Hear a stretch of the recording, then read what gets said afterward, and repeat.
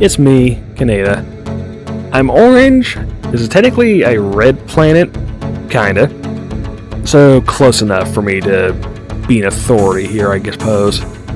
So, another movie on my long airplane flight to Europe. Actually, this was on the way back. Dune. The newer one. Not the David Lynch one, which, honestly, after seeing this, I have more interest in that one than this one, because there was more. I think there was more going on. The other one, I think I should have watched it first. So, to give you a preview of this thing, I was kinda bored. I'm sorry. This is a movie to where it looks nice. It's expensive, obviously. Like, there's big ticket actors. There is just money dripping off the screen in terms of production value. Like, this looks really expensive and nice, but it's all in the service to a movie that's mostly brown and red and tan colors. Like, there's millions of dollars on the screen, and what's happening on there is just white noise visually. And so I guess I should... Have I read Dune, the books? Nope. Will I be interested? Maybe, but I don't think I have it in my heart to go through like a 1,000-page book of a science fiction novel at this point in my life. I'm sorry. If I get stuck on another plane again for 10 hours and I don't have any Wi-Fi or video to watch, I might consider it. Kind of doubt it, though. So I don't have the context of the books. I know they're classics. I know they are hard science fiction, and they are weird as shit, which I appreciate. Like, you can see the weirdness happening here, but it's kind of buried under a lot of stuff. And it has all the problems of a book adaptation movie on top, and the other big problem of, well, this felt like a part one for real sure, because we don't have an ending. The plot progresses only to a certain point. It gets to Earth. Well, the plot's just now starting to actually get going, and we're done. See you in 2 years when they film the next one. Why did they...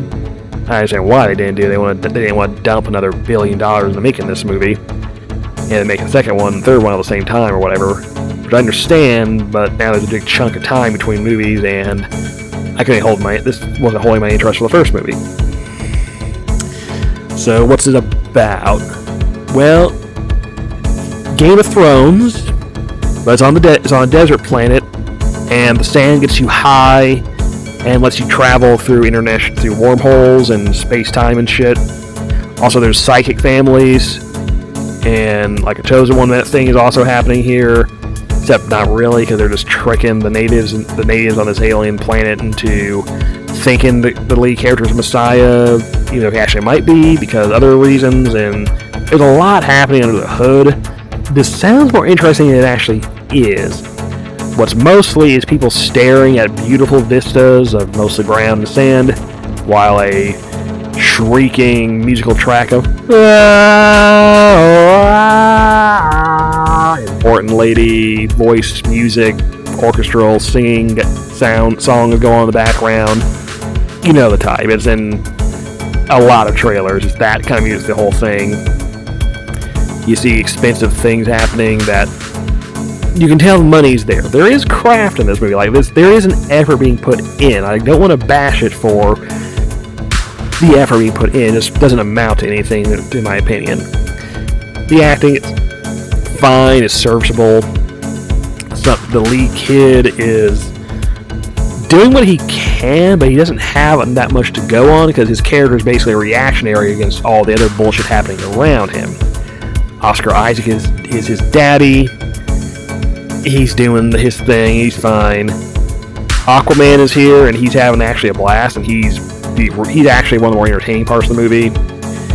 You've got the one dude from... The scientist dude from the first couple of Thor movies, I forget his name, is playing the Baron Harkonnen. So he's a huge fat dude in black leather dress thing that can fly for some reason. I remember seeing bits and pieces of the Lynch one, and this character is way grosser and wearing like a flesh-colored ribbed bodysuit with a bunch of swords all over him. Yeah. This is less nasty than that version, but it's a lot less memorable. That's the big problem here. This is, for a lot of money and pomp and circumstance in this movie, it's not that memorable. Like, at this point, I saw it like less than a week ago. I'm struggling to remember shit that happened in this. Like, his mom is like a part of a psychic witch coven that the God Emperor serves, but everyone's manipulating everybody else, so that bullshit's happening.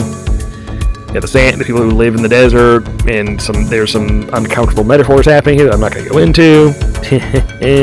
But so there's some interesting parts, like the mom with her being a psychic witch lady, and kind of trying to force one of her kids to become like the Messiah. That's kind of fun. On the base level of, hey, these people are waiting for a Messiah thing, let's manipulate them to actually give them what they want so they will work with us better. That's cool from like a Game of Thrones type political thing. That's kind of neat. That's kind of a novel idea. The Harkonnens are weirdos and they aren't doing much beyond being creepy. So like, eh. And then the family, the good guy family, is just kind of there being boring. And aside from Aquaman, he's just like, hey, I'm Aquaman, I'm gonna go have fun over here, and I'm out of the movie for about 75% of it. Well, shit. And now I'm dead. Blah. Yeah, I'm disappointed in this one. I wanted to like it, but I was like 2 hours in, not 2 hours, I was like an hour and a half in, I'm like, I don't care. I'm bored. At least the David Lynch one has weird bullshit, apparently. I need to see that one instead. I think I will get more out of it. I don't think it's going to have an ending.